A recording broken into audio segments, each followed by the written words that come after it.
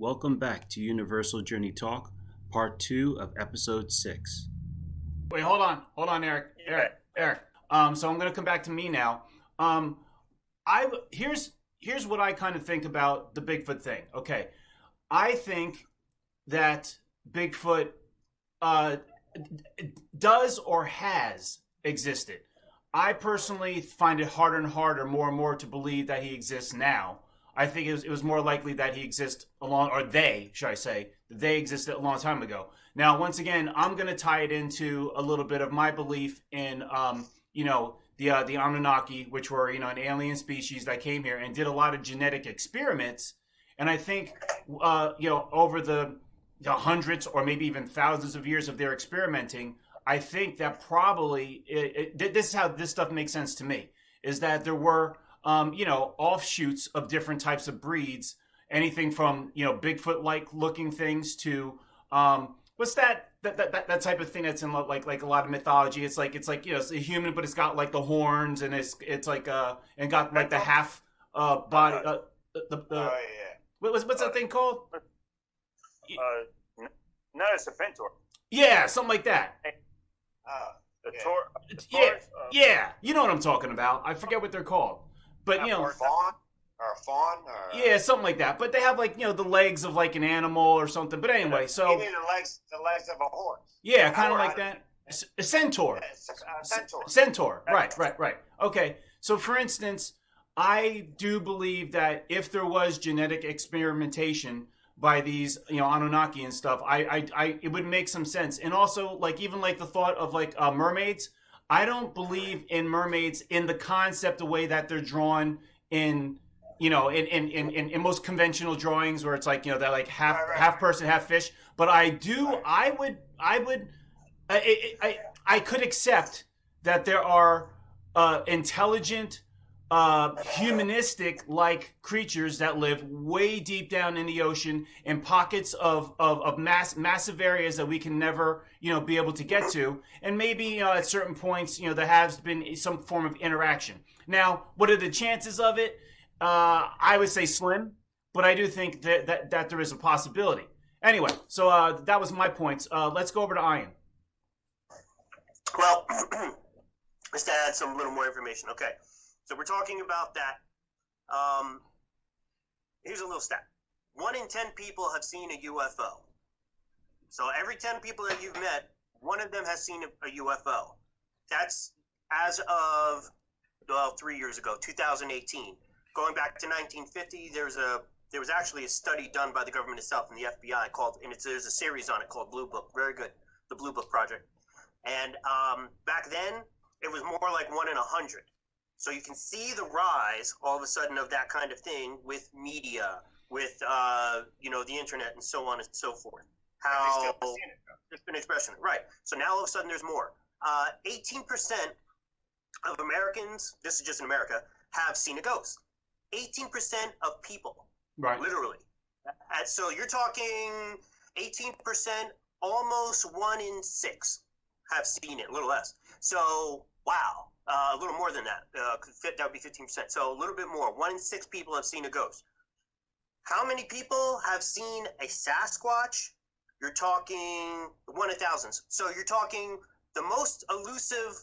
This creature is so elusive that it's more elusive than any UFO, more elusive than any ghost, even though it's in a physical form, just as any other creature that we would be able to recognize, right, or that we didn't know at first before we were able to travel from country to country. Right. That this thing not only, but it also understands apparently so elusive that it can avoid technology, yeah, which is the one thing that has revealed all those animals. And by the way, there are some animals, most of these animals that have been witnessed and whatnot, if you're talking the Sasquatch, is in daylight for most of the time. So this thing, even though not nocturnal, which there's animals that are nocturnal, which are very hard to find because they only come out when you're sleeping. So these things are not only that, but they're able to move around. The elusiveness, you're talking of anything larger on this planet that walks, tends to be a lot more visible. And loud. So cheetahs could easily be more, or something with that much speed could be seen. And by the way, cheetahs are master stalkers. Lions, they can hunt and become invisible, whatever. So this big, massive thing apparently has been able to evade even technology. That's pretty impressive for Just 'cause something. You can't find it. I think. Wait. Let him go. Take a note. All right. And I understand where Eric's going with that, just because you haven't found it.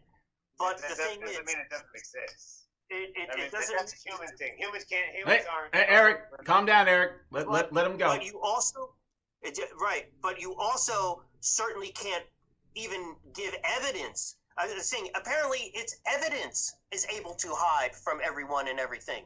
So that's pretty incredible. So that not only is its physical size and shape and able to evade human species, but however, so that's what I'm saying. How is it then that in those stats that I gave you, that every single state has a recording or a sighting of a Sasquatch or a Bigfoot?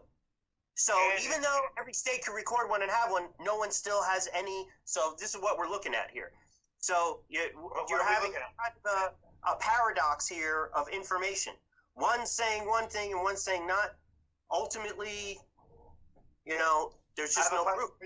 Okay. All right. Hold on. Wait. Let's go to Eric first. I hope you took a note, Eric, and then let's go to Heath first now to have him add in a little bit something. Go ahead, Heath. No, actually, it's funny that Ian said that about the technology thing, because that's what I said. With all this technology, it is like, Bigfoot should be like part of a drug cartel, because ain't nobody can catch these dudes. Like, what are they doing that's so damn good? Where they're out in the freaking woods, and they say that there's an average of about 4,000 Bigfoots anywhere from the North America up into Canada. So, and there's people that flood. I mean, there's a lot of Bigfoot people that go out and do all the searching for him and swear. And I believe they're out there. But it's funny how nobody has ever caught a Bigfoot. Not even close. I mean, it's like no one has ever caught a Bigfoot after all these years yet. And also, there's no Bigfoot bones. So it's like, I mean, all we have is just a Bigfoot, print. That's the only thing. So I guess they live forever. That's it. That's all. That's it. You only got a Bigfoot. It's like in the end, I'm not trying to be mean or whatever, but I'm just saying in the end, I can't speak for everybody. Everybody's right to believe they want, but for me, I am so. It's like I would never rule out there's a 100% no Bigfoot, but I can say I believe 99% there is no Bigfoot. That's all I'm saying. It's like the rationality of it, unless they can give me more proof than blurry, videos and this and that, But it's like you would think, because on Earth we can pretty much catch anything, and that is almost a fact. Yes, there's certain bugs and like maybe small animals we have. Yeah, we're not perfect, but Bigfoot, people have been searching Bigfoot way more than the panda bear, or this whatever that only found a panda bear, maybe in the last 100 years or something.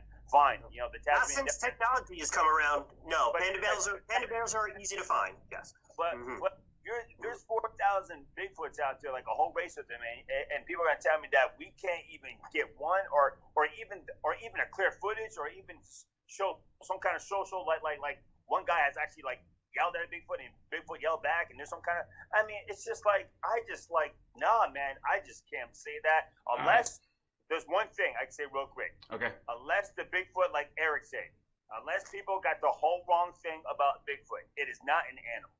It's not a normal animal. It is more. It is more of a different dimension.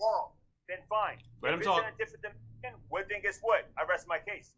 Well, then that's the only excuse that I would tell you. It has to be from a different dimension where it can come in and out. But it's not. All I'm saying is, it's not a normal animal on Earth then, because it's not an animal that we're ever gonna catch. Because if it goes and enter dimensions and only comes in here and there and it bounces out, well then that's why, and that's fine. But I'm going to tell everybody, nobody would ever catch a Bigfoot. I truly believe, I'll make a bet with anybody, that nobody would ever in their life, no one would ever catch a Bigfoot. You can give somebody $1 billion to try to catch a Bigfoot, and I guarantee he's going to fail. What about a leprechaun? All right, hold on. All right, so look, we're at about 25 minutes already. As we can see, time moves fast. So I want to try to keep our perspectives a little bit quicker, so we can kind of keep moving around. Okay. So now let's go back to Eric. Now I'm sure Eric's got a few things you want to say, but Eric, like again, try to keep it like within like 2-3 minutes. Okay. Yeah, allow for the rebuttal. Hey, I think there's a lot of things we're probably not gonna be able to catch beyond a Bigfoot. Probably leprechauns, fairies, all types of stuff. You know what I mean? Unless they want to. And some people know how to do things. And it isn't like, I think it's kind of foolish sometimes for humans to always think if you can't catch it, it must not exist. You know what I mean?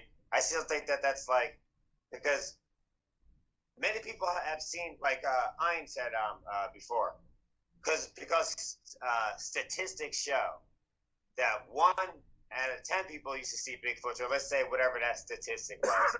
Now it's 6 out of 10 people see Bigfoots. I'm just using that as an example. But the only thing is, it still doesn't exclude the fact is, 1 out of 10, let's go back and care about that everybody's seeing Bigfoot. You know what I mean? But the thing is, they still were seeing them. So that's like saying, hey, look, everybody says that these people, there's a certain type of people that they can fly.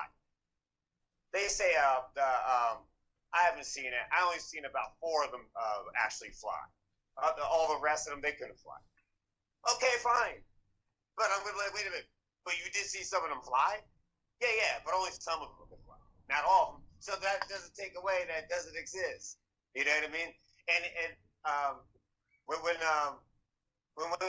we say like, would you even believe it? Like evidence? Oh, well, I mean, these cameras wouldn't catch them or whatever. Some people can't catch a Bigfoot. It's very foolish of them to say they're just going to go out and catch a Bigfoot. Actually, it's almost foolish of them to just say they're just going to go in the woods and go catch a tiger. It's not like it's not just that easy. And 2, a Bigfoot's not a tiger. Eric, so on the Bigfoot documentary, you know, when the guy knows the Bigfoot comes there every day and he sells apples, the guy couldn't set the camera closer. Okay. He's fine. He's weird. Let Eric go. Let Eric go. Keep going. Okay. So to answer you, that guy, then guess what? He obviously couldn't produce any evidence. Yeah. That's all. Now, that doesn't mean every other Bigfoot hunter or whatever, they all lied now because one guy, you know what I mean? Because then I could say I don't believe in Bigfoot. I can write one article and everybody see, because Eric said so. So what? You know what I mean? Because I'll tell you what, you know the Gimlin video? Watch the Gimlin video, the Gimlin Patterson video, which answers your question. He had the whole thing on film for about, I don't know how long. It was like over, like 2 minutes or something. The footage, you know what, hold on, you gotta let me finish, man. You gotta let me finish. All right? So, no, first of all, you have to watch it. You actually have to watch it. And then when you see it, guess what? They took that just because, you know, you want stats and you believe in your doctors and your scientists and stuff, right? So guess what? They gave that film to all film experts. To this day, everyone concluded the Bigfoot in that film is a real Bigfoot. That's a real animal. That's not human. And they said it could even be human. Even your greatest special effects, you know, makeup effects and costume, you know, doing films and movies. They said they can't produce that, and that was 1967. Since we're going to follow stats so much, so and it's right there. You're looking at it on film, and guess what? You're still saying it's not real. Okay. So the only thing is, well then, if that's not good enough, other than the fact that they would have to actually catch a Bigfoot, put it in a cage, and bring it right to your doorstep, you wouldn't believe it anyway. Because even experts are saying it. To this day, they still, every expert has concluded that animal or whatever that is, that Bigfoot, that subhuman or whatever breed that is, Sasquatch, whatever you want to call it, but it's not a human being. Because even where the knees bend, they said you couldn't make that in a costume. The only way a man could be in that costume, they said he would have to be 8 feet tall. You understand what I'm saying? Okay. Because where the knees bend, you can't even. There's certain things and the muscle fibers and where he's flexing that you can't do that with. All right. costume. And since technology didn't have CGI back then, how would you do that then? So you can't. But I bet you'll. Since you don't believe it, you'll make up any reason to go, yeah, but what? What's the but what? Okay. You see what I'm saying? So in the end, it's all about belief. If you want to believe, you can believe. You can release all the evidence. If you don't want to believe, in the end, it doesn't matter what kind of evidence because you can always try to debunk it anyway. But in the end, actually, I'm reading a report about the Gimlin experiment, by the way, that Gimlin thing. Thanks for watching this segment of the full episode to be posted Sunday afternoon. Much more to be discussed in the next part, so give this video a like, leave your comments for us to reply to in future episodes, and stay notified by hitting the subscribe button.